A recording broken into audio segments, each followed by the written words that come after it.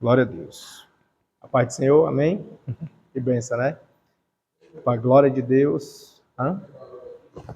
Tranquilo. Ah, perfeito, ó. Tá em tempo, né? Que benção. Para a glória de Deus, meus irmãos, nós estamos dando início a um novo módulo, né? Avançando aí, graças a Deus. E desta feita, nós iremos estudar sobre evangelismo integral, tá? Este módulo, ele faz parte do coração pelo qual nós nos motivamos a estudar teologia. Então, o evangelismo é que é digamos assim, o cerne de todos os estudos bíblicos, né? A gente estuda para se capacitar, a gente aprende para transferir, para passar para alguém, a gente se prepara para argumentar, para defender, e tudo isso faz parte de um compêndio de ensinamentos aonde o evangelismo ele está como sendo o coração, que é o motivo pelo qual nós estamos estudando. Então, este módulo eu tenho ele como um dos principais, se não o principal, que é o motivo pelo qual a gente estuda, exatamente para pregar a palavra. E aqui neste módulo, nós teremos 5 encontros. Então, possa ser que, a depender do andar da carruagem, a gente consiga remir e fazer em 4, mas, enfim, assim, por base, é para ser em torno de 5 encontros. Como nós nos estendemos bastante no anterior, não foi? O de ética, a previsão era para 4 encontros inicialmente, se resultou em 8. Então, só ficou gravado 7, né? A última aula não foi possível gravar. E aí, como houve um problema técnico, não foi possível. Então, nós tivemos aí apenas 7, tivemos 8 encontros no de ética, gravado apenas 7, né? E em razão da extensão no módulo anterior, a gente vai tentar remir o tempo. Mas, claro que atendendo o propósito, né? Que é transferir conhecimento e adquirir, para que a gente possa atender ao ideal. Então, neste módulo, a priori, são 5 encontros, e ele está dividido em introdução e síntese histórica, que é o de hoje. E essa síntese histórica é sobre a imigração e a evangelização na história missionária. Então, aqui é no modo amplo, né? Também nós iremos ver sobre a evangelização pessoal, bem como as bases da mensagem evangelística e a preparação para a evangelização em massas, né, por meio da comunicação cristã eficaz. E nessa daqui nós iremos rever alguns pontos primordiais da homilética. Também vamos passar um pouquinho para a exegese. E nesse módulo nós também veremos... Parou, foi? Nesse módulo nós também veremos um pouquinho de bibliologia. Vamos relembrar algumas coisas, tá? Iremos ver também sobre a evangelização e seu alcance. Pai do Senhor, tudo bom? E, por fim, chegar na conclusão, se Deus quiser, tá? Hoje está um pouquinho quente. O ventilador daqui não está, né? Que me ajuda. Eu vou suar, não estranho.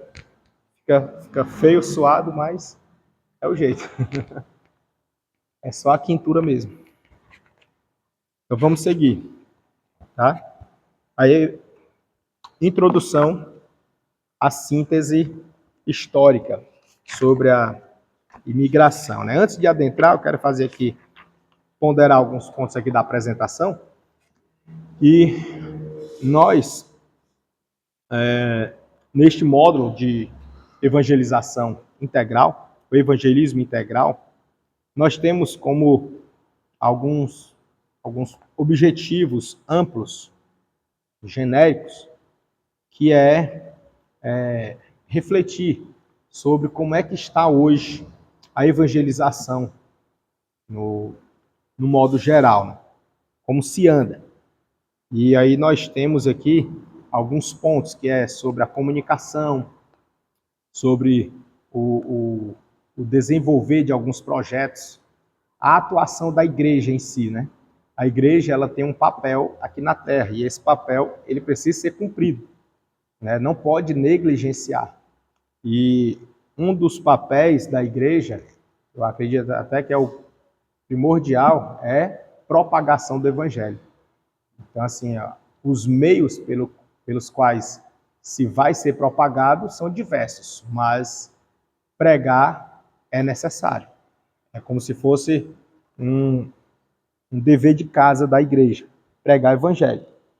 E aí, a forma de pregar são muitas, né? Inclusive, forçosamente, de forma estilo pregação, nós temos que é possível pregar até sem palavras, né? E a gente prega com a vida, né? O seu testemunho já é uma pregação. Então, é possível pregar até sem palavras. Mas o importante é que pregue, né? Paulo, ele vai dizer que o importante é que Cristo seja pregado, né? Não importa. O importante é que Cristo seja pregado. Então, nós temos como esse critério base, tá? O propósito primordial é propagação. Tem que ser propagado. E aí, a gente faz aqui algumas enquetes que diz o seguinte: o que foi que houve com as grandes concentrações evangelísticas que tem se diminuído, né?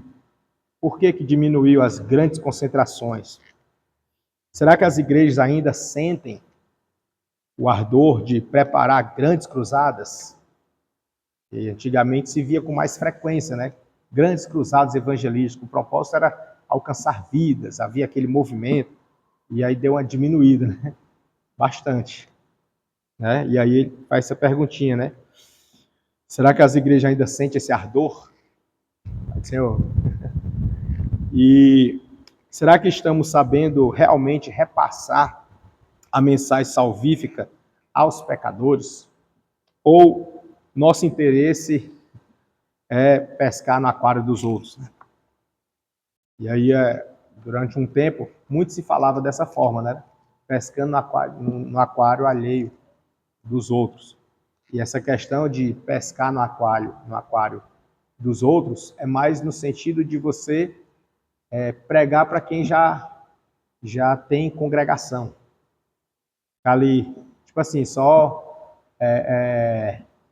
chamando alguém para vir na sua igreja, pessoa que já tem congregação, que já está só visita. Vem visitar aqui, vou visitar lá, vou visitar aqui, vou visitar ali, vem visitar para cá, entendeu?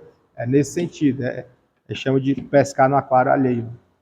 É quando você conhece uma pessoa, a pessoa é muito boa, você, rapaz, pessoa muito boa, muito esforçada, daria certinho lá na minha igreja.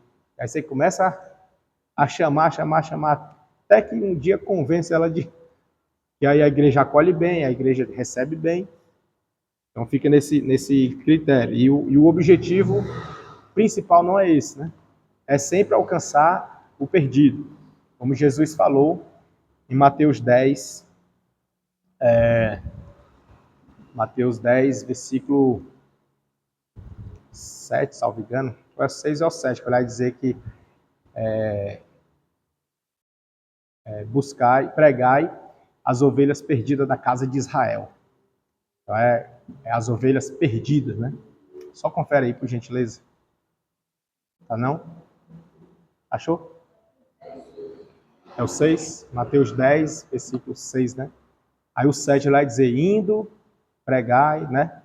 O 6 é indo já, o 7 é indo, o 6 é pregai as ovelhas perdidas da casa.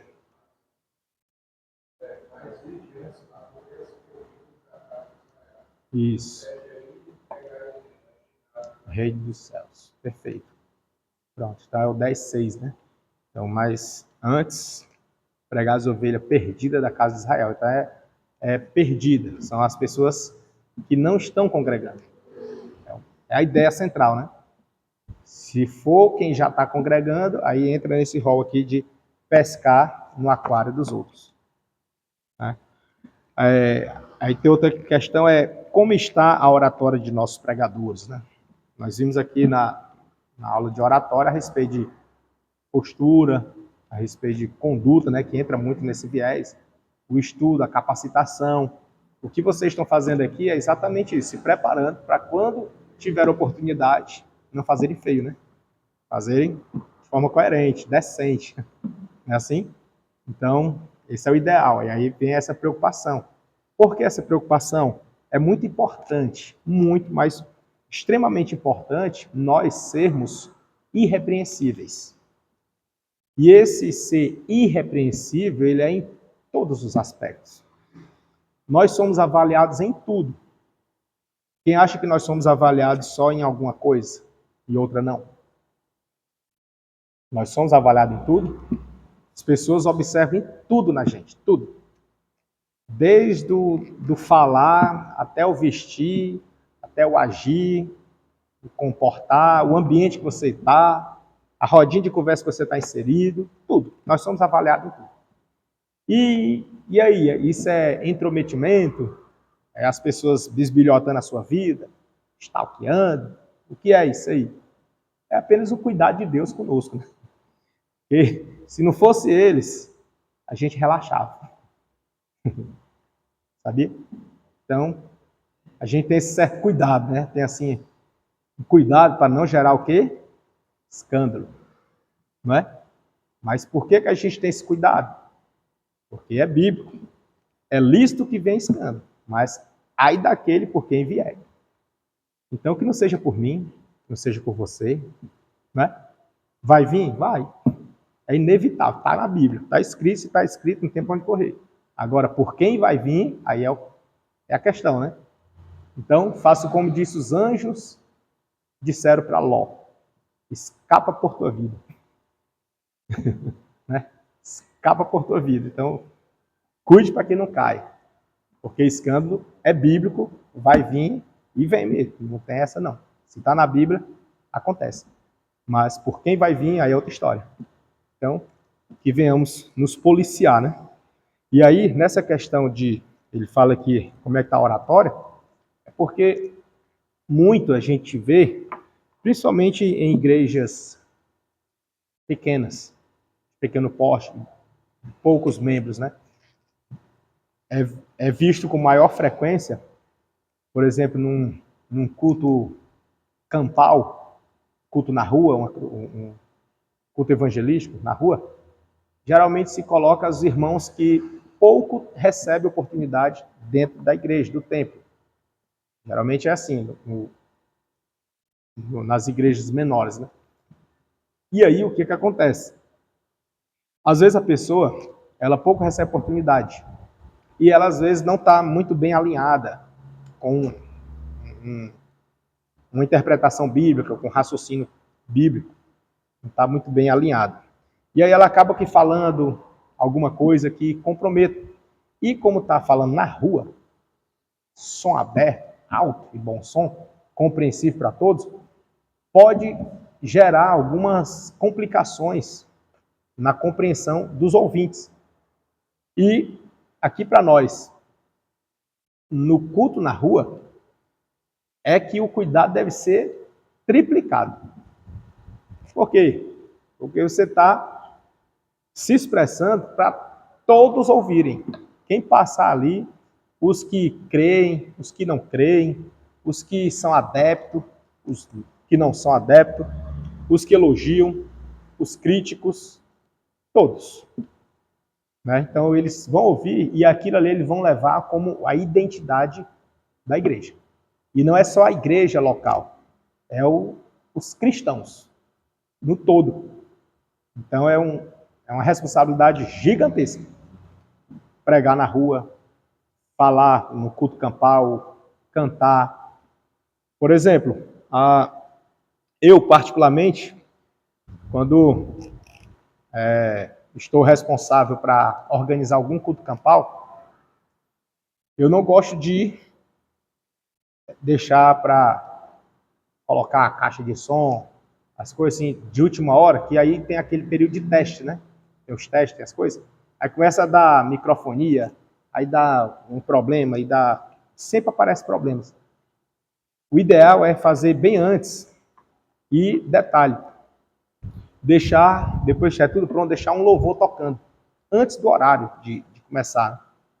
Porque aí aquele louvor já vai fazer a chamada, já vai fazer a introdução para quem passar na rua saber que ali vai acontecer alguma coisa. E como é um louvor, uma caixa de som na rua, uma mesinha, o cenário está pronto, às vezes cadeira ou não, já presume-se que é um culto, né? Então aquilo ali já vai fazendo a introdução, preparando o terreno.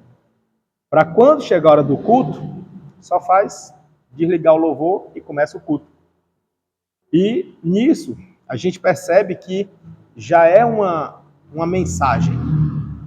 E uma mensagem bem pregada. As pessoas em volta que estão observando, que a gente sabe que as pessoas nos observam, elas já vão ver que está sendo feito um serviço de qualidade. Serviço bom. Então ela já nota ali pelo menos uma aceitação daquele culto, já tem. E não tem uma repreensão, né? Não tem uma repulsa, uma rejeição. Porque quando a pessoa já fica descontente na primeira, ela já ignora tudo e você não ganha mais a atenção daquela pessoa. E o propósito é alcançar vidas. Esse é o propósito. O propósito de um culto campal não é pregar a igreja. Ah, a minha igreja está aqui, ó, nós estamos trabalhando. Não é isso. O propósito é alcançar vidas. Sempre assim. E aí ele fala que nós vamos trabalhar também sobre isso, que é a questão da oratória dos pregadores. Será que estamos também pregando uma mensagem genuinamente evangelística? Ou já estamos doutrinando quem nunca ouviu falar de Cristo? Nossos métodos estão atualizados? Os métodos que nós estamos usando? Será que a igreja tem alcançado seu objetivo salvífico nas demais camadas de nossa sociedade? E às vezes a gente se prepara ou tem um arsenal de equipamentos ou até mesmo estratégias para alcançar somente uma classe de pessoas da nossa sociedade, sendo que existem outras classes, né? Por exemplo, aqui na nossa região, foi de um tempo para cá, foi construído muitas casas com os portões de chapa, que você não vê nada dentro da casa, né? Essas casas que a gente chama de casa da caixa. Essas casas, né? A gente chama assim, casa da caixa, né? Essas casas é portão fechado, não é assim? Você não vê nada. Antigamente, vê ninguém na rua. Antigamente não tinha isso, então você, às vezes o portão era de grade. Quando tinha portão era de grade, ou madeira. Então você podia bater palma lá, olhar, ver se tinha alguém ou não. O acesso era mais fácil. Com esses portões, tudo fechado, e você ficou uma certa distância. Então, o contato diminuiu. Como você vai evangelizar aquela pessoa que mora naquela casa que você não vê nada, dá para ver nada lá? Entendeu? Como evangelizar? Aí tem que ter estratégia. A igreja ela tem que acompanhar, ela tem que se ajustar quanto a isso. Como hoje em dia também está tendo muito blocos, condomínios fechados. Blocos de apartamento. E aí os irmãos passam na rua, não tem acesso ali. Como é que faz para evangelizar aquelas pessoas que moram ali? Entendeu? Então tem que trabalhar estratégias, né? Tem que ver métodos de alcançar, porque são vidas que estão lá, não são pessoas que moram lá, né? Se são pessoas, são vidas. Se são vidas, tem alma. E se tem alma, tem alguém interessado. Quem é? Primeiro, Cristo, né? Foi quem pagou por elas. E o outro é o inimigo, que vai saqueando tudo. Então a igreja é a representação de Cristo na terra para continuar o trabalho. Então, como nós estamos fazendo? Esses são pontos que a gente tem que ponderar, né? E analisar para ver os métodos. Como é que a gente está fazendo para alcançar essa classe? E não somente aquele que está na rua, aquele que passa, não é só isso. Existe outro grupo de pessoas, uma sociedade gigantesca dentro de casa, né? E também temos aí as redes sociais, né? As pessoas que estão ali nas redes sociais, e você vê que, a depender do conteúdo, tem o seu público-alvo. Então, às vezes, a gente está focando apenas em um público-alvo, um tipo. Aí existem outros grupos com outro tipo de conteúdo que está desassistido. A igreja precisa também trabalhar, ver métodos, formas de alcançar todos os grupos, não é para deixar ninguém de fora. Então é um papel da igreja desafiador, super atualizado, e a gente precisa nos atentar para isso. Aí ele diz aqui, e o que nos falta para desempenharmos melhor a nossa tarefa de evangelista, a qual foi ordenada a todos os cristãos, todos, sem exceção de ninguém, né? Todos que aceitaram a Cristo já receberam o ID, né? É a grande comissão, tá? Então é nesse ritmo que a gente vai passar por esse módulo de evangelismo integral, tá bom? Vamos aqui no nosso material, página de número 6. A introdução e síntese histórica sobre a migração, imigração e a evangelização na história missionária. O cristianismo, nós sabemos que ele teve o seu berço com Cristo, né? Por isso que é cristianismo, tá?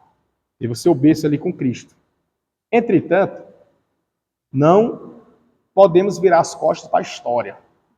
Todavia, nós temos um recorte e temos um parâmetro. É a partir de Cristo. Quando a gente prega sobre Cristo. O centro é Cristo. O nosso modelo é Cristo. Então, parte dele. Então, fazendo esse recorte, apesar de existir toda a história antes de Cristo, o nosso foco, como o nosso papel aqui na Terra, é anunciar Cristo. O Antigo Testamento apontava para Cristo. Os atos que aconteceram antes dele estavam anunciando a vinda dele. Depois ele veio. Quando ele veio, cumpriu o Antigo Testamento. E ele instituiu a igreja. Quando ele institui a igreja precisa dar continuidade na propagação. Só que agora não mais da vinda do Messias.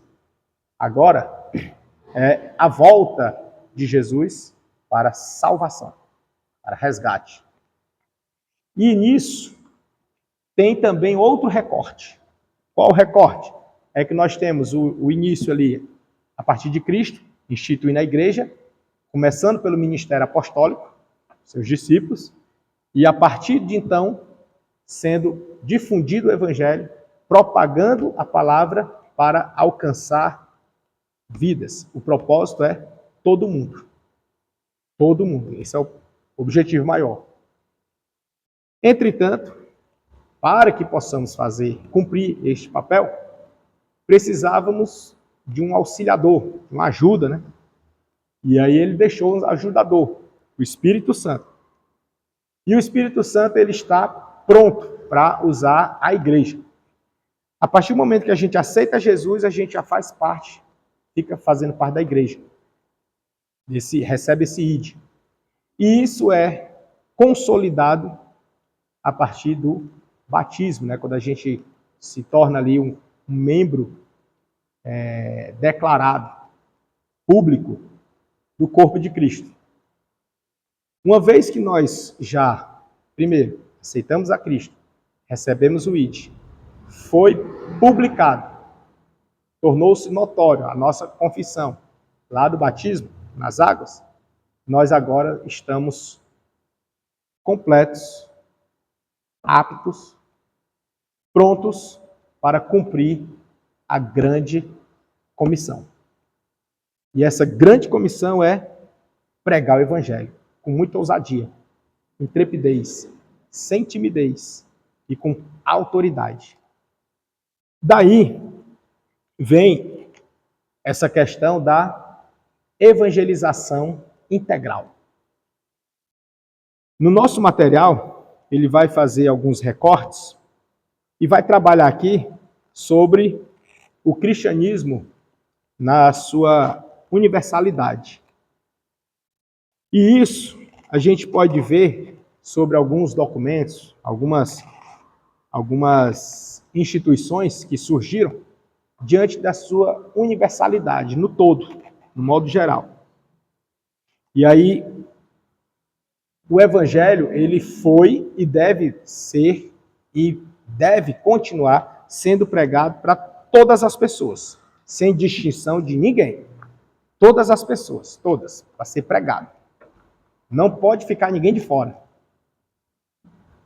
É uma vida, tem alma, então foi pago um preço por ela. Se foi pago o preço, nós devemos pregar. Não pode ficar ninguém de fora. Há algumas linhas teológicas que entendem que Deus, ele ficou a cargo de predestinar alguns para crer e outros não. Só que aí, nessa linha teológica, a gente percebe que quem foi que fez isso? Deus. Quem aqui é Deus? Eu não sou. Nem quero ser. O que quis foi expulso, né? Então, o mesmo Deus, ele que fez, ele que estabeleceu, ele que instituiu, este enviou o Filho, e o Filho nos outorgou para a grande comissão, para continuar pregando. Quem vai crer ou não, não é critério nosso saber, não é da nossa alçada. Deus sabe? Sabe. Deus conhece? Conhece. Mas ele nos mandou pregar. Se A ou B está na lista dos que Deus já sabe que será salvo, aí é a lista de Deus. Ele não revelou para nós. Né? Entendeu? Se ele não revelou, não compete a mim ficar tentando descobrir. Esse aqui é, esse aqui não é. Esse vai ser, esse não vai ser. Não é da nossa alçada. Como ele não revelou para nós, assim como ele não revelou o dia da volta dele, nós devemos pregar continuamente, constantemente, para todas as pessoas e até ou o último dia do nosso fôlego ou a volta de Jesus. É onde encerra, né, nosso papel como igreja, né? Pregar. Após isso, volta a cargo de Cristo. A gente viu lá na escatologia, né? Nós já vimos escatologia, não foi? Foi, né? Isso. Lá na escatologia. Né? Que aí a igreja é arrebatada, e aí fica aí um período em que vem as duas testemunhas, vão pregar, vem Cristo aparecendo. Então a gente percebe ali que já não é cargo mais da igreja. Mas até chegar o dia da igreja ser retirada da terra, é papel da igreja pregar. Para quem? Para todo mundo. Mas aquele ali eu acho que não compete a nós.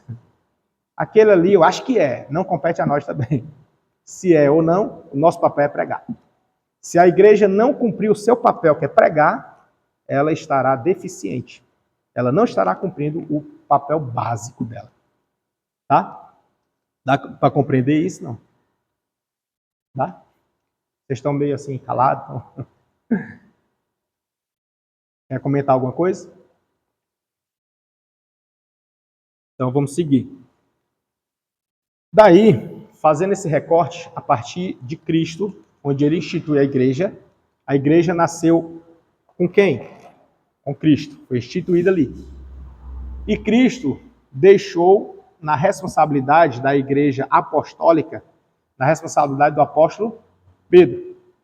Né? Pedro ficou na responsabilidade apostólica da igreja, direta de Cristo. Né? Cristo delegou a ele essa responsabilidade. E a partir dele, o evangelho deveria ser pregado. A priori, nós vimos que não foi, mas precisou acontecer uma diáspora, uma perseguição, para que viesse então alcançar Paulo, e aí, finalmente, Paulo ele difunde o evangelho. Depois daí, segue para quem? Os posteriores. E assim veio de século em século até chegar em nós. Chegando em nós, nós não podemos decepcionar, né? É a nossa vez. Se é a nossa vez, então, ó, fazer com força, né? E detalhe, nós temos um aparato gigantesco, que é a globalização e a tecnologia ao nosso favor. Então, assim, nós temos muita ferramenta. Antigamente eles não tinham. E mesmo assim eles iam, era a pé. Tinha que ir a pé. Hoje em dia a gente consegue ligar, né? A gente consegue fazer uma chamada, né? Qual seria melhor, aquela época ou agora para nós? Agora, né? Melhor que eu falo nos meios que temos, né? Melhor, tá mais cômodo, né? Tá mais cômodo. Naquela época não tinha, tinha que ir dar uma pernada mesmo. E tinha que pregar com a voz audível mesmo, pregando. E ainda tinha os opressores para tentar sucumbir. E a sua vida em risco. Então nós estamos, digamos assim, confortáveis. Porém, não esqueça de um texto que Jesus disse: a quem muito é dado, muito é cobrado. Nós recebemos muito. A cobrança vai ser alta também. Nós recebemos a Bíblia completa. Já está toda pronta, não tem mais o que acrescentar nem tirar. Nós recebemos o endosso do Espírito Santo. Nós recebemos a oportunidade de estudar, de aprender. Nós recebemos a liberdade de pregar. Nós recebemos a oportunidade de sair nas ruas. Nós recebemos muitas riquezas de bênçãos celestiais antes mesmo de cumprir o nosso chamado. Já recebemos as bênçãos, muitas bênçãos. Nos resta só o quê? A vida eterna. Que bênção a gente já recebe. Só falta agora o quê?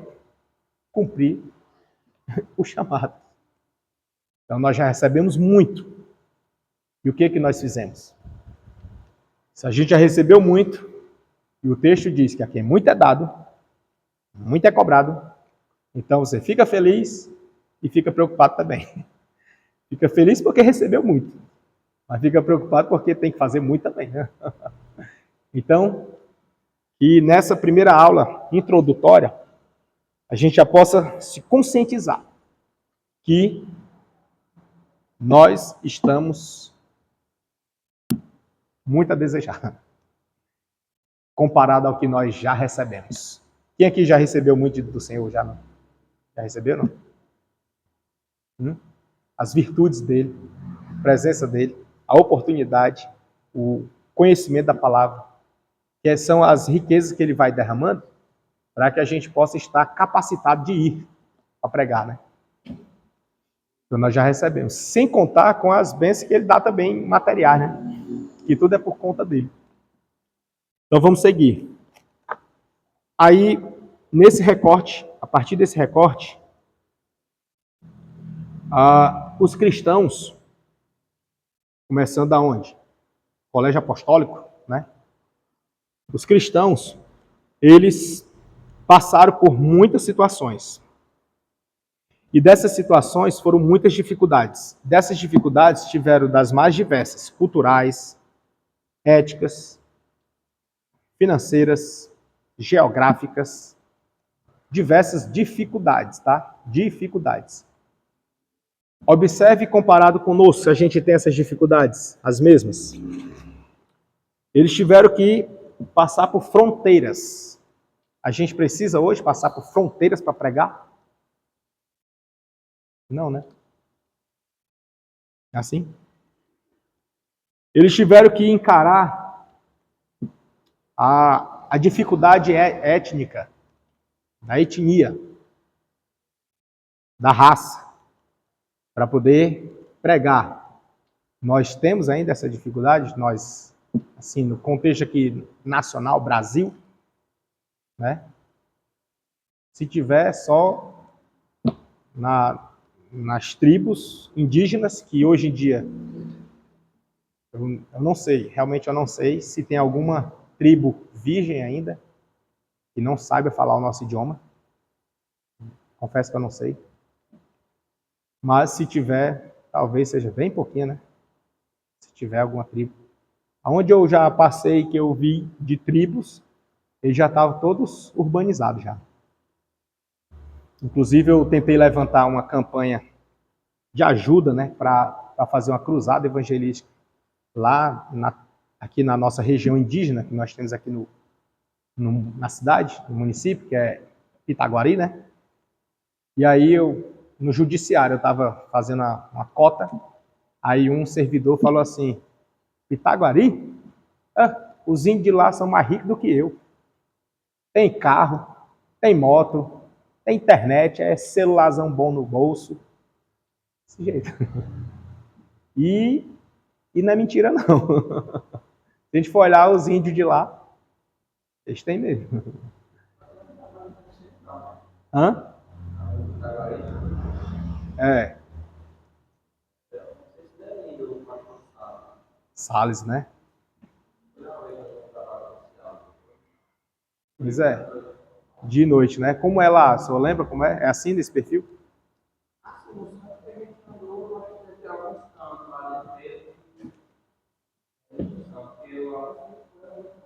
Bem carente, né? Pois é. Aí foi o que eu falei. Que isso aí é só na porta de entrada. A gente vai mais para dentro, é bem crítico, viu? Tinha uma lá que a casa só tinha 3 paredes. Uma casa não tem que ter 4 paredes, né? Essa só tinha 3. É, de type. 3 paredes só. Não tinha parede dos fundos. Os fundos era só o mato. É. Exato.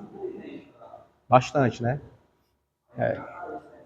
Aí eu sustentei nesse sentido, de que esse luxo todo é na entrada ali. Na entrada da porteira, que tem uma barreira, né? Para entrar. Naquela entrada ali, realmente você vê casa de alvenaria, pintada, com gesso, com tudo, iluminado. Bonito. Mas quando, exatamente, lá para dentro, aí você vê, só não vê uma casinha de índio, mas vê casa de taipa. Enfim, tem, né? Mas eles falam o nosso idioma. A gente não tem essa barreira mais, né? Pelo menos aqui, fala o nosso idioma, tudo vestido. E assim tem vários, mas deve haver alguma tribo que não seja ainda urbanizada.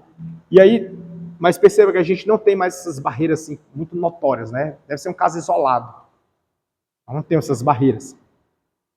Então, naquela época, na igreja, no berço do cristianismo, tinha.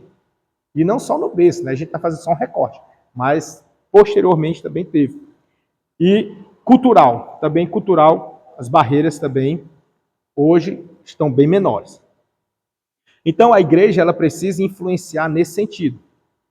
Aproveitar o recurso que nós já temos e avançar. Em todos os aspectos, em todos os âmbitos. Por exemplo, nós estudamos e nos profissionalizamos. Na profissão que a gente exerce, ou na profissão que você almeja, lembre-se que você não vai chegar lá apenas como sendo mais um profissional. Antes de ser aquele profissional, você já era o quê? Cristão. Então, o ser cristão já incumbe dentro de você o id. Logo, eu preciso entender que estou lá na profissão, exercendo um cargo, uma função, seja o que for, mas acima daquele cargo, acima daquela função, acima daquele ofício, eu sou cristão. E eu tenho um id sobre mim. Então eu preciso anunciar. Preciso pregar. Como eu vou pregar? Aí os meios são os mais diversos. né? Os meios são os mais diversos. Então eu preciso pregar. Aí eu estou trabalhando no escritório, eu preciso pregar no escritório. Eu estou trabalhando no chão de fábrica, eu preciso pregar no chão de fábrica. Deus abriu uma porta para mim, que a gente usa esse termo, né? Abrir porta como sendo para emprego, né? Assim, por mais que a Bíblia não dê nenhuma garantia para isso, né? A gente, nossas gírias, né? A gente fala abrir porta de emprego. Não tem porta de emprego. Porta na Bíblia é salvação, não é de emprego, né? Mas enfim, os irmãos entendem, né? Quando fala assim. Aí, Deus abriu essa oportunidade para você trabalhar em determinado local. Você vai para lá, mas lembre-se que se foi Deus que abriu e lhe colocou lá, ele tem um propósito maior do que apenas lhe dar um emprego. Qual é o propósito dele? Que você pregue. Porque lá tem vidas. Entendeu? Então, para onde você for, qualquer lugar que você for, se tiver vidas, você é o missionário dali. Você é o evangelista dali. Foi lá que Deus colocou e é lá que está precisando. Eu tenho inúmeras experiências nesse sentido. E, no decorrer, se couber, eu conto uma. Então, vamos aqui. Eles passaram por muitas dificuldades. Porém, mesmo passando por dificuldades, eles pregaram. Eles foram. Não recuaram. Só eles passaram por uma luta ainda maior. Tiveram que romper o tradicionalismo. Tiveram que romper uma cultura enraigada, milenar. Que era o quê? Os discípulos de Jesus, eles já criam em Deus. Inclusive, uma parte já defendia como sendo filho de Abraão, né? Que era o que se tinha até ali, de Abraão, temente a Deus. E criam também na promessa, a vinda do Messias. Entretanto, quando eles creram em Cristo, aceitaram o chamado, o convite que Jesus saiu convidando, quando eles aceitaram, eles tiveram que romper uma barreira, superar um obstáculo que era da tradição religiosa. Porque Jesus estava ali cumprindo cabalmente a que já existia e instituindo uma nova. Como assim? Ele instituiu o quê? O testamento. Cumpriu-se ali um testamento, que nós chamamos de antigo, ou velho, né?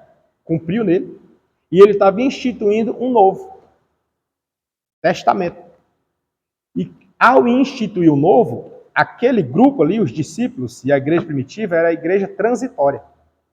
E aí, meu amigo, toda transição tem as suas reações, tem as suas deficiências ou prejuízos nas mudanças, né? Quando você vai fazer uma mudança, alguma coisa quebra, alguma coisa arranha. Tem coisa que tem que deixar para lá, para poder ganhar uma nova. Não é assim? Toda mudança tem os seus percalços. Assim também aconteceu com a igreja primitiva. Quando Jesus era cumprindo um testamento e instituindo um novo, os que estavam lá na época, eles tiveram que superar tudo isso. E uma das tradições mais fortes que se tem até hoje ainda é o judaísmo. Então eles tiveram que encarar sobre isso. As tradições judaicas, a lei de Moisés, era muito forte. Até hoje ainda é forte.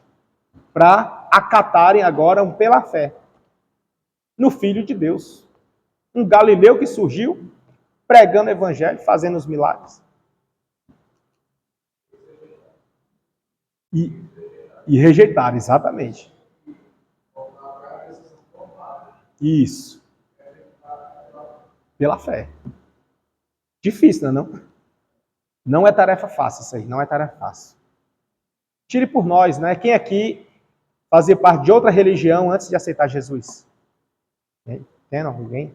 Que era Outra religião, né? Quando é difícil para a pessoa. Ela deixar tudo, a tradição, da família, de todo mundo, daquele convívio ali, para seguir pela fé. Pela fé, meu amigo. Não tem o que provar. Ah, mas pois prove isso. Não depende de mim, depende de Deus. Prova que não tem, é Deus. Se Deus quiser, ele vai fazer. Se ele não quiser, não vai fazer não. Meu amigo, é muita fé. Então, assim, é só um dom de Deus para a gente poder seguir. Um dom de Deus. Precisamos estar, então, revestidos disso. E para que nós possamos cumprir cabalmente o evangelismo integral, primeira coisa que eu tenho que ter, além das primordiais que eu já falei, é convicção. Eu preciso estar muito seguro de que aquilo que eu estou fazendo agora é o correto, é o certo. Porque quando vier uma afronta, quando vier uma crítica, quando vier alguma indagação, eu não vou, como diz a Bíblia, titubear. Eu não vou ficar assim, ixi, é mesmo, eu não tinha pensado nisso, entendeu? Isso não vai acontecer. Por quê? Porque eu estou seguro no que eu prego.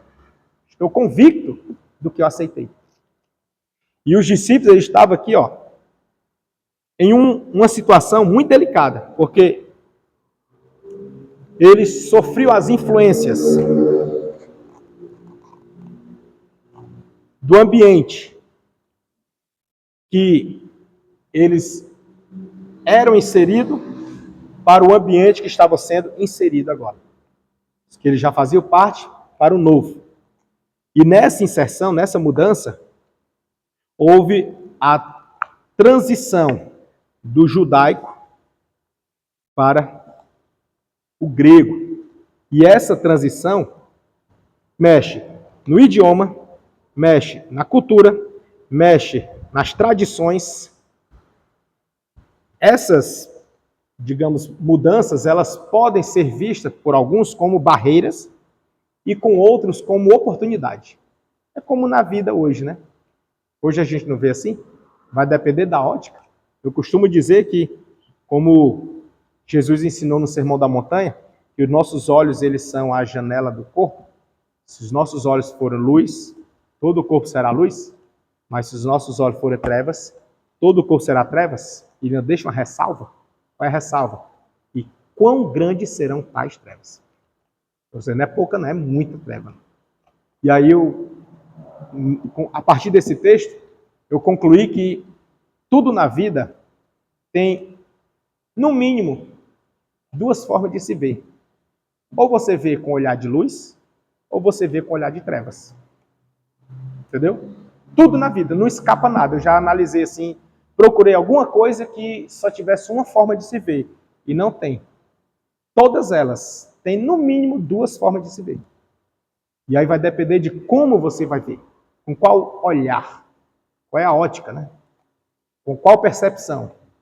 Se for uma dificuldade, essa dificuldade, a priori, é ruim, né? Toda dificuldade é ruim. Uma dificuldade. Se você for com olhar de trevas, você vai enxergar somente a dificuldade. Que é ruim, não quero, não dá, não dá. Dificultoso. Mas se você for com olhar de luz, você não vai enxergar a dificuldade em si. Você vai ver uma oportunidade. Entendeu? E fazendo assim, depois faça um teste.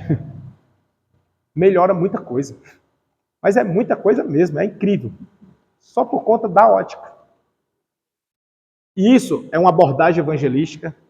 Já aconteceu diversas vezes comigo de abordar uma pessoa que os outros não queriam, ninguém queria. Todo mundo falava, Deus me livre, Deus me livre, Deus me livre, Deus me livre. Não, aquilo ali é um ateu.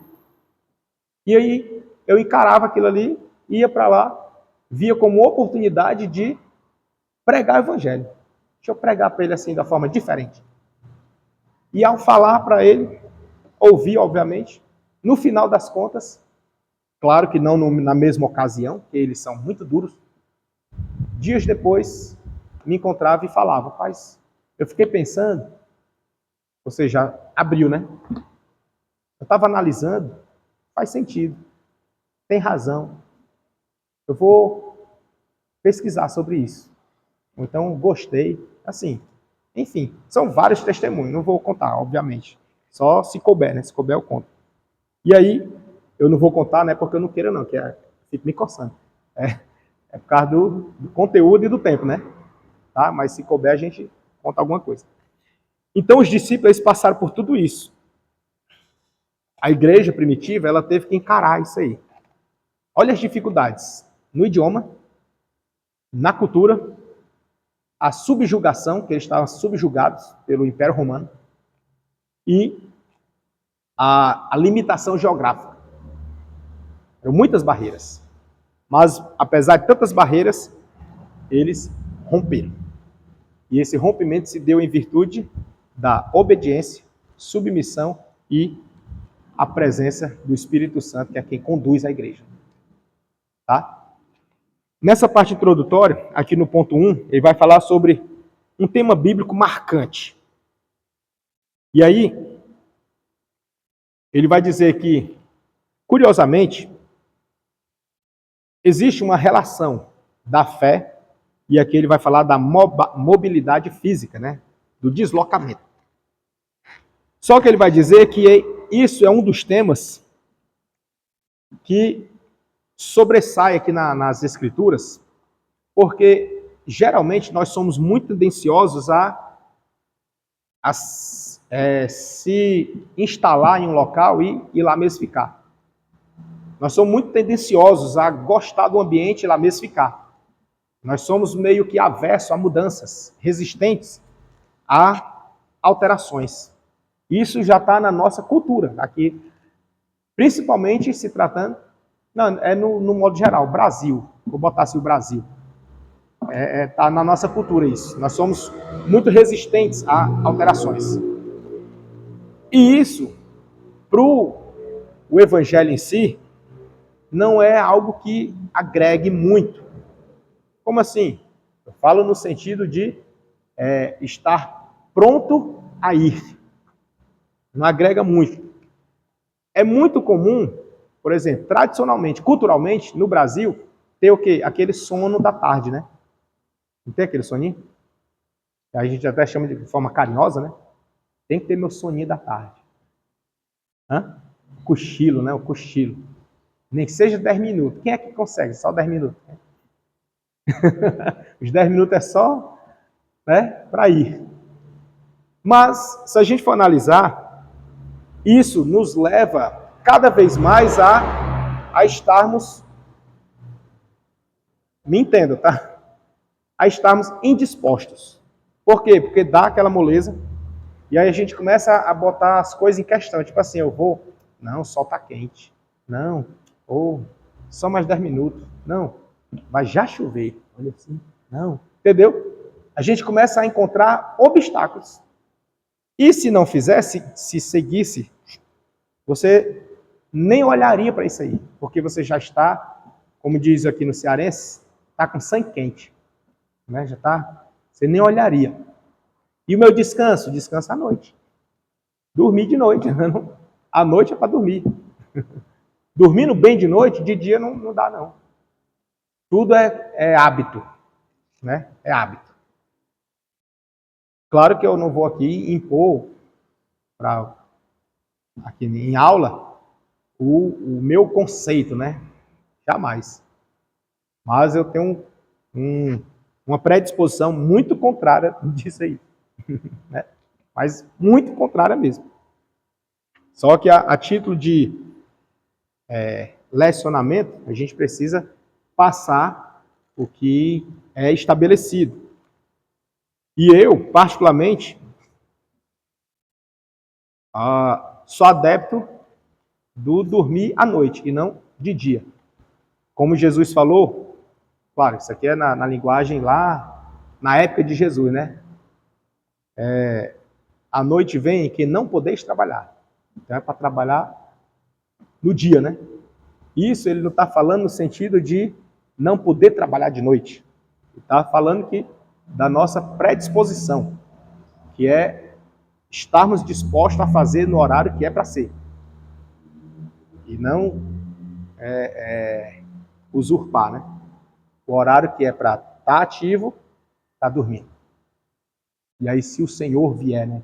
Aí ele vai falar no outro sentido espiritual, na linguagem espiritual, que bem-aventurado é aquele que, quando o Senhor vier, o achar trabalhando, né? Então, Jesus, ele era capitalista puro, né? O negócio é trabalhar, trabalhar, trabalhar? Não. Ele apenas está dizendo que nós precisamos nos dispor, estar cada vez mais prontos, ativos na obra. E aqui, nessa questão da fé e mobilidade, e aqui ele bota até a ressalva, que é mobilidade física, né? É se mexer mesmo, né? Se mexer mesmo. Aí vai dizer que é um dos temas salientes das Escrituras. E aí diz que, com muita frequência, os personagens bíblicos, eles foram indivíduos que se deslocaram por longas distâncias, que viveram como nômades, ou seja, errantes, sem rumo e sem local certo para ficar. Obviamente que isso foge da nossa realidade, mas só para a gente entender a realidade da época e como eles viviam, se foi dificultoso ou não. Nós estamos muito bem hoje, porque nós não passamos mais por nada disso, exceto lá no Oriente, né? No Oriente deve existir, né? Com exceção de guerras, mas deve existir. Mas para nós, não. Daí, no período do Novo Testamento, Jesus ele fez um caminho inverso. Caminho inverso. Qual? Sendo levado, por exemplo, recém-nascido, para o Egito e como refugiado, mediante aquela ameaça, né, de Herodes o Grande. Nessa ameaça, ele precisou ser levado, se refugiar no Egito. Mas, logo depois da morte de Herodes, daquele que o ameaçava, ele retornou. Aqui a gente consegue perceber as estratégias de Deus. Tem momentos que nós precisamos nos recuar e tem momentos que precisamos avançar. E para que a gente saiba o momento, é necessário ter um relacionamento com Ele. Logo em seguida, quando Jesus já começa o seu ministério, logo em seguida que eu falo assim, para a gente entender essa questão da chamada divina, da ocasião divina, a gente percebe que Jesus ele começa então a anunciar, só que esse anúncio de Jesus, ele vai muito mais além do que palavras. Ele vai de deslocamento geográfico, vai de predisposição, de dia e de noite. De dia pregando, de noite no monte. Ah, mas era Jesus. Tudo bem, era Jesus. Nós temos alguém que é humano, não era Jesus, mas que também esteve bem próximo disso. O apóstolo Paulo. E ele mesmo declarou: sejam meus imitadores, assim como eu sou de Cristo. Se ser imitador de Cristo é difícil, temos Paulo aí para pelo menos chegar próximo, né? Nós não precisamos, não podemos impor dificuldades. Pelo contrário, a gente precisa se dispor. Aqui, no ponto 2, na página 7, ele vai falar sobre alcançando e sendo alcançados. Obviamente que nem sempre a história da igreja ou os grupos imigrantes, que essas imigrações, foram agentes da evangelização. É bem verdade que alguns deslocamentos foram por invasões pelos bárbaros, lá na Europa, já no século IV e V.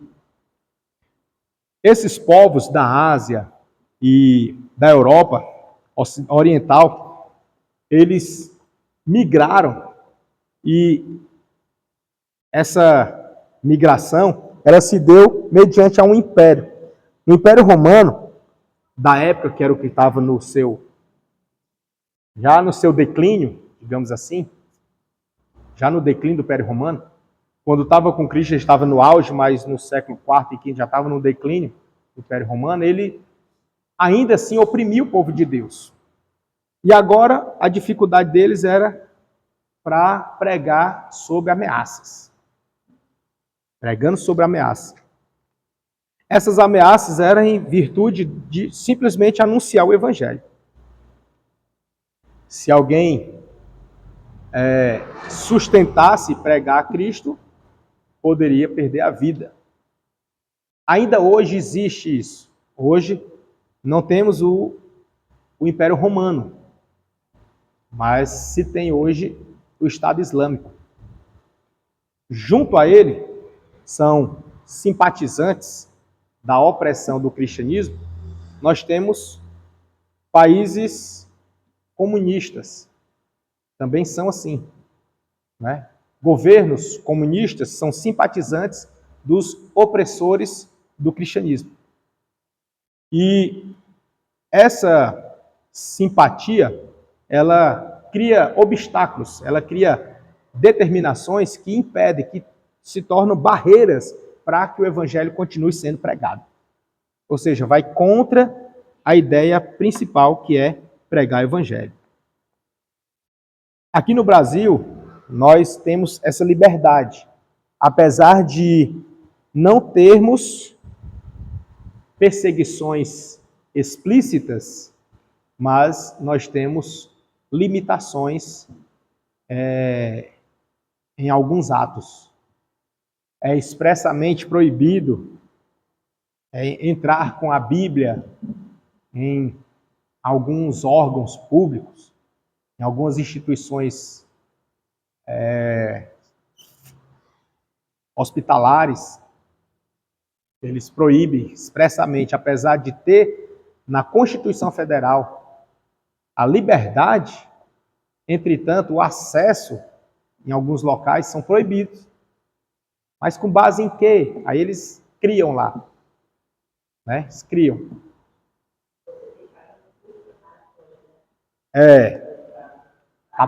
Capelania, né?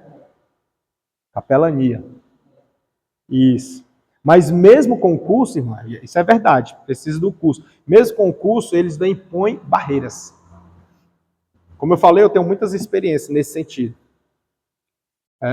Essa aqui cabe contar agora, rapidinho. E eu já fui barrado de acessar César Calles, Hospital do Coração e o Instituto do Câncer, porque eu estava com a Bíblia.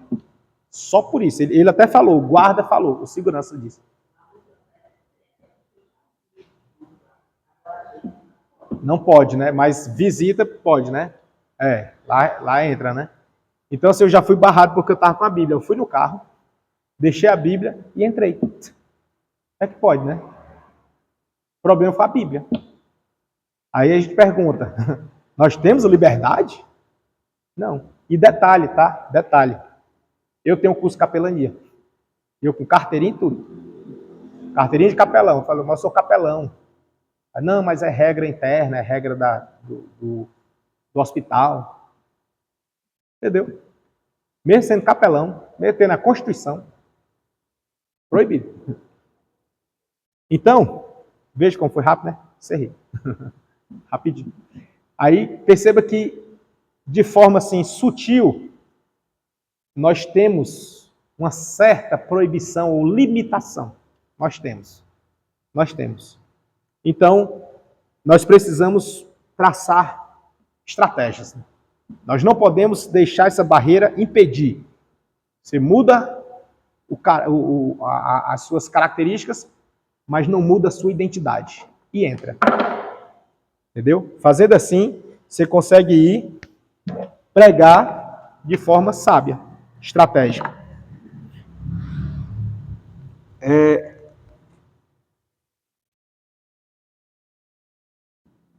Nós temos, ainda no ponto 2, alcançando e sendo alcançados,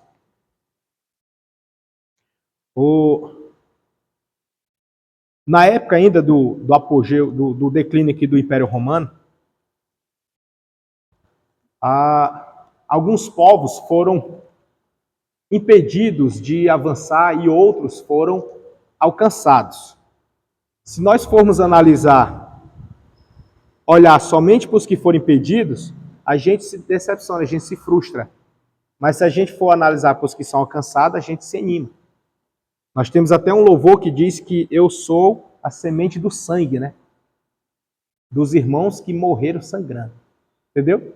Se for olhar para essa perseguição dos irmãos lá, aí a gente desanima. Mas se a gente for olhar a coragem que eles tiveram, a gente se anima. Entendeu? Então é essa ótica que a gente precisa ter. Aqui ainda na página, no ponto 2, o cristianismo,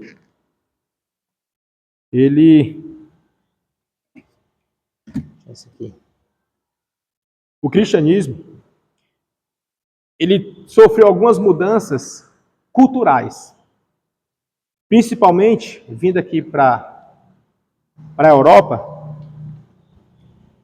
e alcançando na América.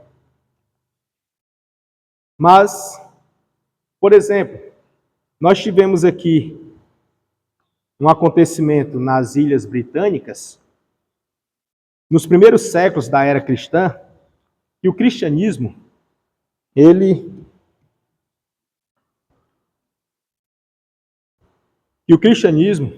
se implantou entre vários povos daquela região britânica. Mais precisamente, os celtas, né? Tem até filmes falando nesse sentido, dos celtas, e os bretões. Nós não sabemos especificamente como isso aconteceu, mas associado com o período patrício, isso ocorreu já por volta do V século. Se a gente for olhar na história da igreja, a história primitiva, na era patrística, a Idade Média, foi um período sombrio da igreja. Sombrio mesmo. Tanto por pessoas que teoricamente aderiram ao evangelho, quanto por pessoas que expressamente eram críticos do evangelho. E aí nós temos, nesse período dos primeiros séculos, nós temos um avanço do cristianismo pelos anglo-saxões. Nós temos um avanço do cristianismo de forma sutil, de forma sábia e estratégica, pela Europa.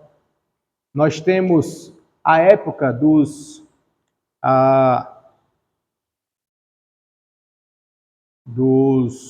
revolucionários da igreja primitiva, que era como Jerônimo Savonarola, por exemplo, que ele deu a sua vida dedicada expressamente em prol da pregação do evangelho. Nós temos homens de Deus que foram conhecidos como os homens que incendiaram a sua época, né? A sociedade da sua época. E como eles incendiaram? Com o quê? Só com o evangelho. Mas esse incêndio não era um incêndio no sentido de confrontar as pessoas simplesmente para deixar usos e costumes, práticas culturais. Era incentivar as pessoas a abandonarem a idolatria e seguirem unicamente a Cristo. Eles não se prendiam no quesito cultural, uso e costume. Eles se detiam na essência do Evangelho, que é Cristo, como único e suficiente Salvador. Ponto. Os missionários que nós temos, não só aqui da igreja, do nosso campo, quando o missionário ou quando uma pessoa ela vai para uma escola de missões, ela prega o evangelho puro e simples, sem observar cultura, sem observar usos e costumes. Ela simplesmente prega o evangelho. Só Jesus, Jesus, Jesus, Jesus, o Espírito Santo, salvação, é isso ali. Ela não se prende em outras coisas. E isso a gente percebe que parece que o Espírito Santo ele flui. Por exemplo, se um missionário sair daqui do Brasil para ir para um país que tem a cultura totalmente diferente da nossa, o que é que ele vai pregar lá? Uso e costume ou Cristo? Hã? Cristo, né? Cristo. E aí a gente começa a pensar, e aí? E os usos e costumes? Fica onde? Não é parâmetro? É. Só que Deus, ele é muito sábio e estrategista também. Deus, ele não tem interesse de que nós venhamos se limitar ou sermos limitados na pregação do evangelho de um contexto cultural. Entendeu? Se aquele contexto é cultural e essa cultura, ela de certa forma não fere a raiz da palavra, Deus ele não leva em consideração. Mas se aquela cultura ferir a raiz da palavra, aí ele leva em consideração. Por exemplo, nós temos no Antigo Testamento culturas que era naturalmente eles queimavam os seus filhos. Matava, tirava a vida, né? Ao deus chamado Moloque. Isso fere um princípio bíblico ou não? Tirar a vida. Né? Fere. Inclusive, está dentro do decálogo. Né? E aí, se nessa cultura ela fere o princípio bíblico, Deus, quando manda um missionário para lá, um evangelista para lá, ou um grupo vai para lá evangelizar, uma das primeiras coisas que precisa ser trabalhada é isso. As outras coisas vão na sequência. Vão com o trabalhar do Espírito Santo. É o Espírito Santo que vai convencendo. É o Espírito Santo que vai moldando as outras coisas. Mas o principal tem que ser feito. E esse principal é o qual Deus enviou a igreja para fazer. O restante é com o Espírito Santo. E na cultura ocidental, os orientais tiveram grande dificuldade para trazer o evangelho para cá, o ocidental. Perceba que a nossa cultura é muito diferente da deles. Não é diferente? Agora imagine que eles estão vindo para cá para evangelizar. Se eles fossem impor a cultura deles, nós não iríamos aceitar. Mas como eles chegaram apenas com o evangelho puro, a gente recebeu. E acoplamos com a nossa cultura.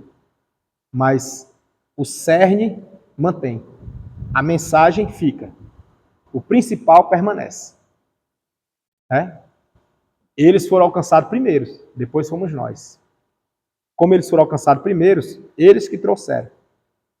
E nós não temos nem um pouco de cultura parecida com a deles. Mas o evangelho chegou. Dá para perceber isso aí, não? Dá? Da mesma forma, é daqui para lá agora. Nós temos a nossa cultura, mas tem o evangelho a ser pregado. E nós, à medida que formos para lá, a gente precisa levar somente a essência. Qual é a essência? Cristo. Só nesse sentido. E o restante, o Espírito Santo, ele dará conta disso aí. Aí nós temos o ponto 3, as missões protestantes. Nas missões protestantes, nós vamos inserir aqui na história e já chegando na Idade Média, passando já da Idade Média para chegar até o século XX, nós estamos falando lá do século IV e V, e agora chegando no século XVI, XVII, nosso material ele vai mostrar que um fato conhecido da história das missões é que os protestantes, inicialmente, foram um tanto lentos em se envolver com a evangelização do mundo, e nos séculos XVI e XVII houve apenas um esforço esporádico e limitado. O século XVI e XVII é aquele no qual já houve a compilação da Bíblia no todo completa. O 16 e o 17 é onde já a afronta da ciência estava com muita força para com a religião. O século 16 e 17 é onde já estava sendo instituído as linhas, as vertentes teológicas que nós temos hoje. E, por exemplo, aqui para nós temos duas vertentes que andam sempre, vez por outra, se encostando, que é calvinismo e arminianismo, né? Essas duas vertentes que, vez por outra, se pegam, né? Até hoje, da rende, né? Da rende ainda. No século XVI foi instituído, e até hoje, no século XVII, foi onde a ciência teve um avanço. E aí tivemos aí a separação da religião com o Estado. E nesse contexto é onde se prega a divisão ali da fé e a razão. Onde a fé, alguns queriam provar ou exigiam que fosse provada. Sendo que a fé não tem como provar no sentido material. A prova dela é espiritual. E no século XVII é onde vai ser instituído essa questão das divisões. E aqui vai falar que nesse período houveram alguns esforços apenas, limitados. Todavia, quando esses esforços se formaram mais organizados e consistentes, a imigração foi um dos recursos que mais contribuíram para a obra missionária. E a título de exemplo, temos os morávios, né? Os irmãos morávios, que migraram com a sua família para muitas regiões difíceis e insalubres, com o fim de viver entre outros povos, identificar-se com eles e anunciar-lhes o Evangelho. Os irmãos morávios, eles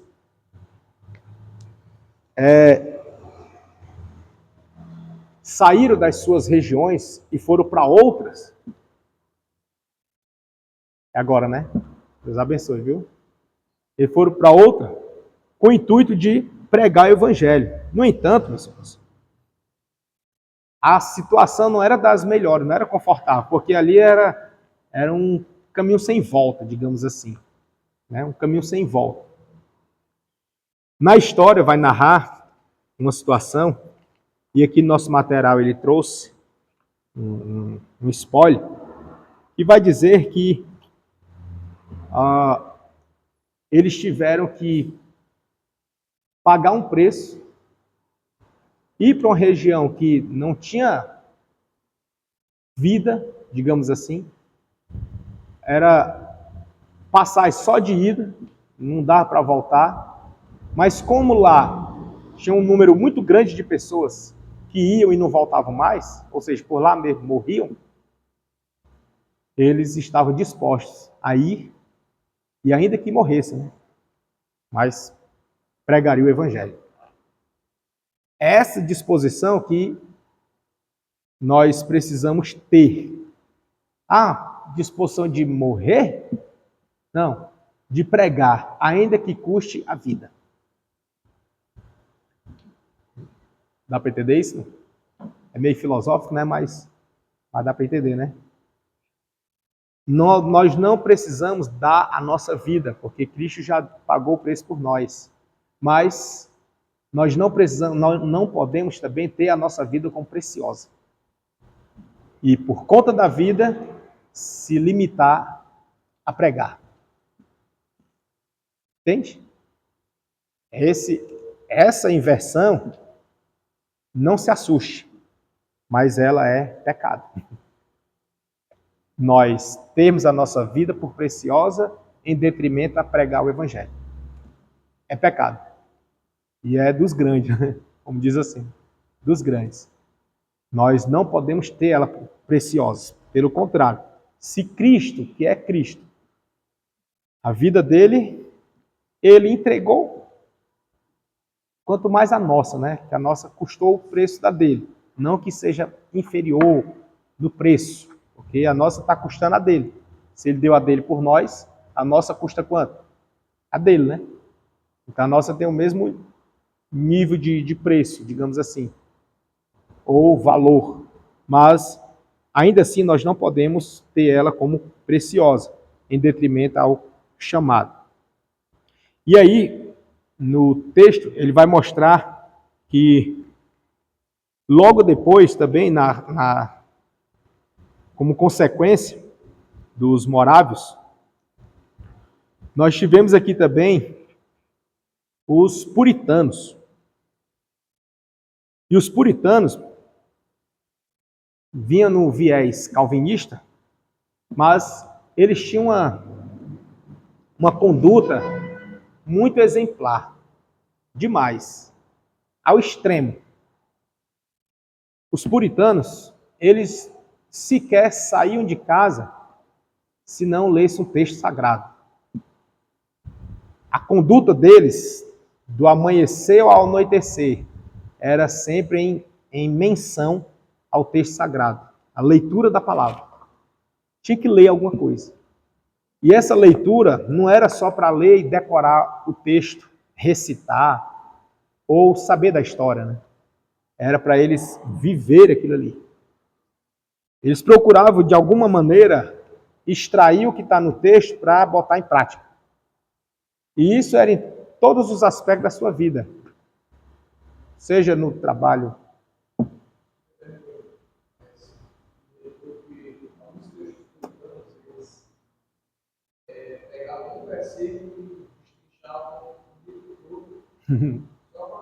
Aquele versículo, né?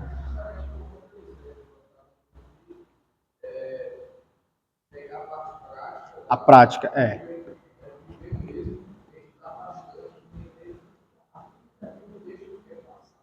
Isso.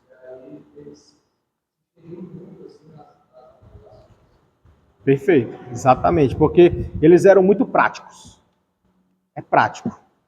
É um modelo que eu me identifico demais, sabe? Para mim, assim, a Bíblia, ela tá escrita aqui, né? Tá escrita. Mas, ao meu ver, não é teoria aqui. Aqui aconteceu de verdade. Se aconteceu de verdade naquela época, e o Deus ainda é o mesmo, e eu aceitei esse Deus, então é para acontecer na minha também. Dá para entender? Eu sei que isso pode soar meio que extremo, né? Mas se a gente for enxergar aqui só como teoria, o que nós estamos fazendo, né? Era bom botar um audiobook, ficar ouvindo, pronto. Balançar a rede, se balançar e cantar aquele hino, né? O pessoal diz, né? Arma a rede, se balança e diz: eu quero trabalhar com meu Senhor. Se balançando, né? Quer muito, né? Quer trabalhar isso aí? Então, assim, ao meu ver, é prático. O que está escrito aqui aconteceu, e Deus é o mesmo, ele não mudou, e a promessa alcança a minha também, então é para mim viver isso aqui. Eu preciso viver. É claro que isso aqui eu não estou ensinando você, né? Eu estou só passando como um ponto de vista, uma visão, que é prático. Os puritanos, eles tinham isso. Eles receberam esse nome exatamente por essa conduta, porque eles eram tidos como puros. Puros. Tudo que eles iam fazer, tudo. Não escapava nada. Tudo que eles iam fazer eram com base na Bíblia. Se pautando na Bíblia. Eram tidos como puros. E aí recebeu esse nome, ficou famoso como os puritanos. Né? Puritanos. E aí, eles eram do viés calvinista, né? Apesar, é o que, assim, aí vem a minha crítica, né? Minha crítica. Porque os calvinistas, eles têm um entendimento que eles não precisam ser tão puros assim. Como não? Por exemplo, para eles podem beber um pouquinho, tomar um vinho, pode tomar um vinhozinho bom. Eles levam muito naquela questão de que eu não posso me embriagar, mas eu posso tomar um pouquinho que der aqui, que ser socialite. Então, assim, é onde vem minha crítica a respeito dos puritanos ser do viés calvinista, entendeu? Talvez nessa época aqui dos puritanos não tivesse ainda isso, né? Mas tinha porque Charles Spurgeon também tomava, entendeu? Tem os livros dele, mostra, ele também bebia. E a gente vai ver assim, grandes homens que a gente tem hoje como grandes, que na época eles tinham uma conduta que hoje a gente reprova. Entendeu? A gente reprova essa conduta, né? Não reprova ele. O ensinamento dele a gente aceita. E aqui os puritanos, eles tinham esse viés calvinista. E como um viés calvinista que tinham, e aqui no Ocidente, e trazendo para a Europa e na América, o que chegou aqui para nós foi exatamente esse viés calvinista. Por isso que é muito forte ainda. Os primeiros cristãos que alcançaram a América, eles tinham o viés calvinista. Os primeiros cristãos. E o nosso Brasil também foi alcançado e iniciado aqui, os primeiros que chegaram no Brasil, tidos como protestante, que era o termo que se usava. O termo crente foi depois, já é moderno, é bem recente. Crente, antes era protestante. E crente passou pouco tempo, né? Porque crente durou algumas décadas e aí mudou para evangélico, né? Agora você escuta mais evangélico do que crente, né? Assim? Tá misturado ainda. Tá meio a meio? Já tá meio a meio, né? Crente ou evangélico, né? Já tá, vejo que tá na transição, né? Tá meio a meio. Antes era só crente. Não tinha negócio de evangélico, era crente, né? Não era assim? Lembra? Não era? Tinha evangélico? Não ouvi falar não, né? Isso é mais para cá ainda. Mas era crente. E crente durou pouco tempo, porque antes de ser crente era só protestante. Era protestante, era o mais forte. Durou séculos sendo protestante. E os primeiros protestantes que chegaram aqui no Brasil, que é do nosso ramo evangélico, né? Protestantes, eles eram também da linha calvinista. O Brasil foi semeado, né? Linha calvinista. E da igreja que até hoje tem. Incrível que pareça, né? Até hoje tem. É a presbiteriana. O começo, assim, o início, né? Presbiteriano. Eita! Tava torto assim, ó. Falou em presbiteriano. Cuidado.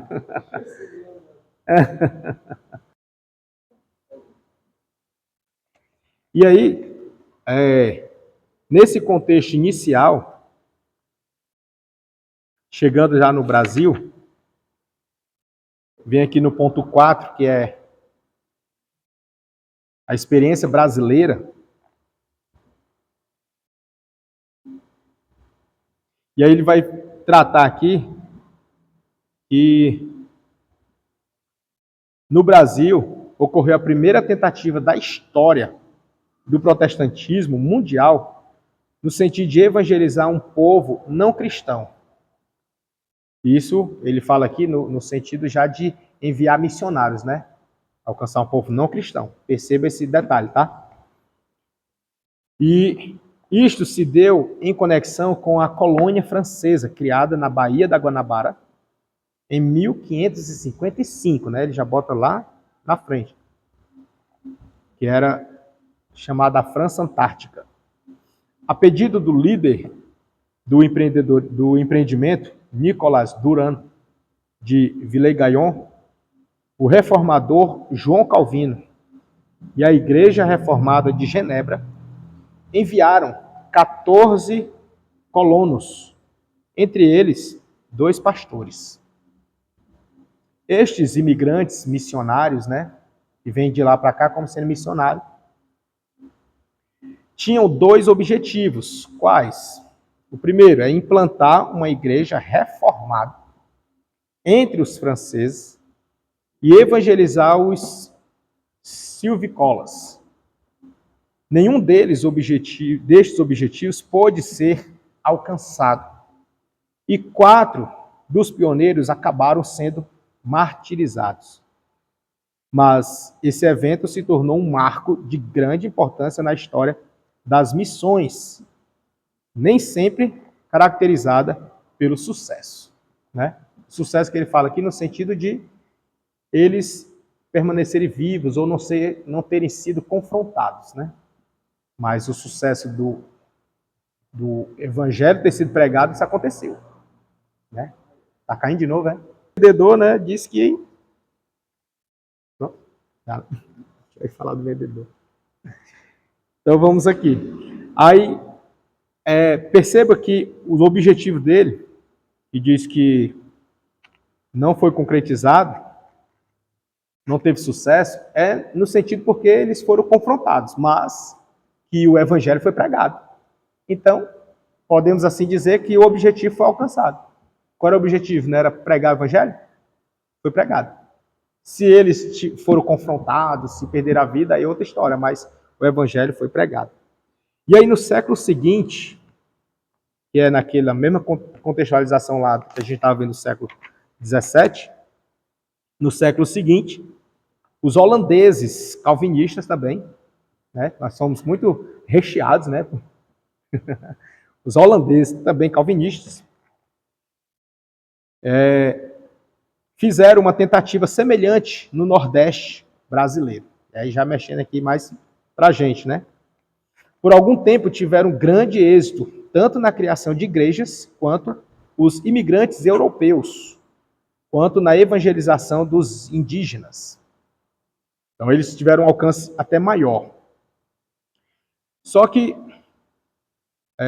curiosamente, meus irmãos, ainda nesse mesmo período aqui, lembrei agora, ainda nesse primeiro período aqui da França, né, antes dos holandeses virem, ainda da França, com Nicolas Durand de Villers-Gaillon, nós temos aqui, eu até trouxe para mostrar para os irmãos, este livro do historiador Carlos Castro, Fragmentos da História. E aqui é um recorte específico no Ceará, né? Ele falou aqui do Nordeste, aí foi que eu me lembrei. Aqui no Ceará.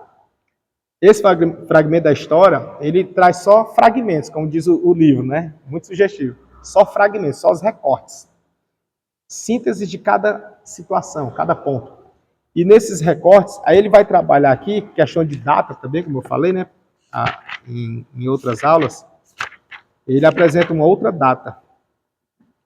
Ele assim, vai mais preciso, que ele é um historiador.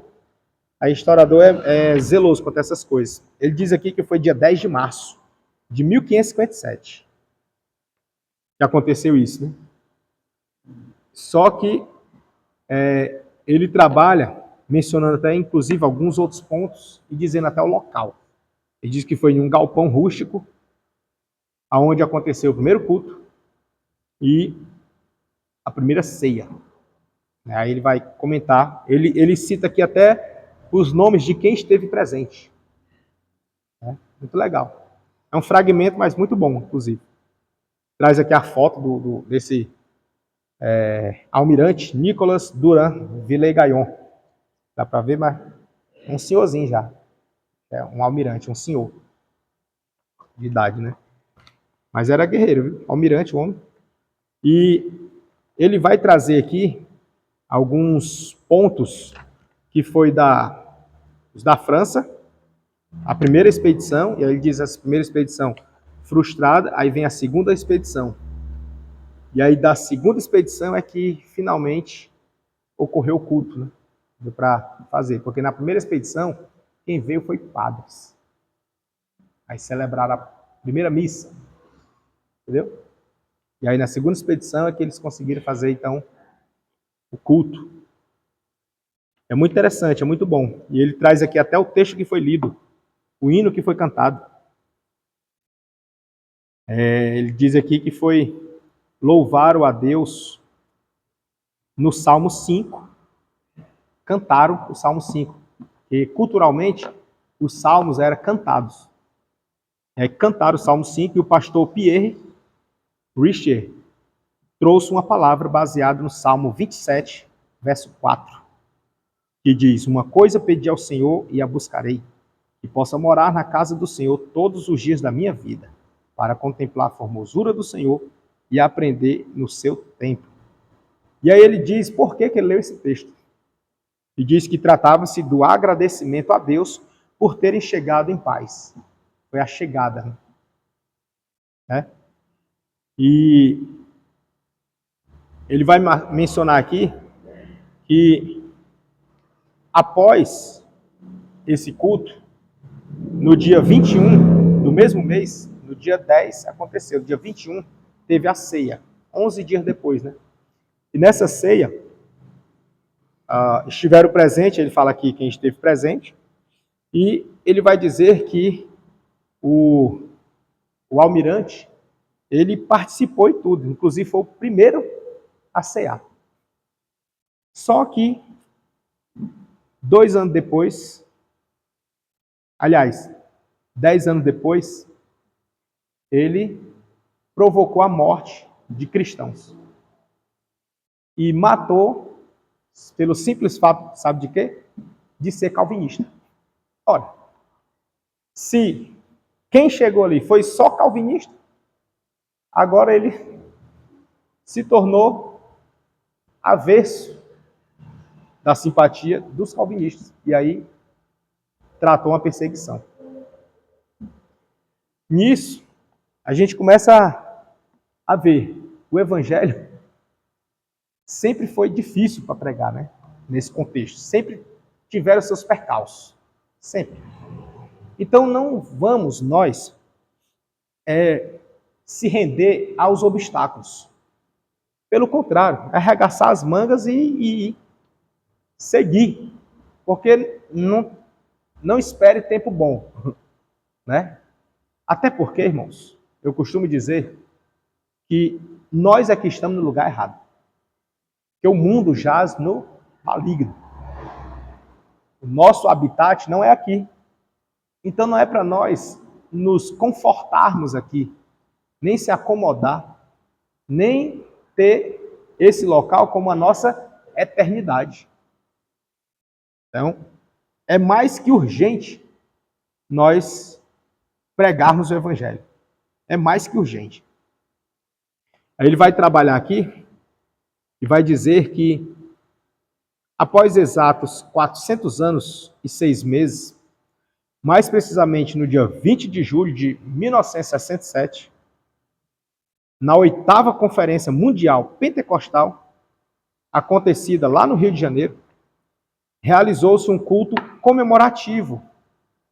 Vai ter que ir, né? Deus abençoe, tá? Lembrando desse primeiro culto das Américas, onde aconteceu o culto, depois a ceia e, tempos depois, a perseguição, né? Aqui no nosso Brasil, né? Território brasileiro, né? Já no começo lá. E veja que não era crentes assim, como é que eu posso dizer? Do reteté, né? E geralmente a afronta é mais do reteté, né? O pessoal bate mais. Aqui nem era. Vocês conhecem algum calvinista do reteté, não? Né? Mais metódico, né? E aí aqui eu até sugiro para vocês, não sei se ainda tem nas bibliotecas, nas bancas, né? Não sei se ainda tem. Esse aqui eu comprei logo quando foi lançado, 2011. Há um tempinho, né?